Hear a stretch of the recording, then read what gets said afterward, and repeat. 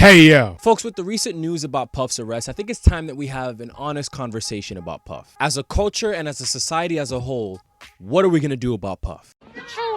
The reason why I asked this question is because it's been revealed through unsealed court documents that Puff has been using resources from his many business ventures to carry out his illegal activities. And what's one of his main business ventures that we all know him for? The music. Bad Boy Entertainment, which is crazy. He was hiding in plain sight, but we all kind of knew that. Now, last year I made a video about R. Kelly, and I talked about the whole separation from art and artist debate and why I think it's kind of difficult with him than with anyone else. Separating the art from the artist is a possibility just as long as the artist's art is not directly influenced or connected to their real life. And even then, there's also a layer of whether or not you as the consumer should choose to monetarily support them. It's like if you don't want to monetarily support Chris Brown, but you still want to listen to his music, just illegally download them. So in Robert's case, let me ask you this question. How do you expect me to separate the art from the artist if the artist isn't separating the art from the artist? Because the fact of the matter is, no, there is no separation with him. He wrote a lot of sexually charged music that was directly inspired by his sexual deviancies. But what I forgot to mention though was how the riches that he accumulated from that music gave him the power, the influence, and the resources for him to continue committing those crimes. This same sentiment is exactly what the feds are saying about Puff. Now, it's not up to me to be the musical moral police. It's not up to me to tell you what you should or should not listen to. I honestly don't care anymore. Like, if you want to listen to R. Kelly or Tory Lanez or Kanye West post 2016, go ahead and do so. Just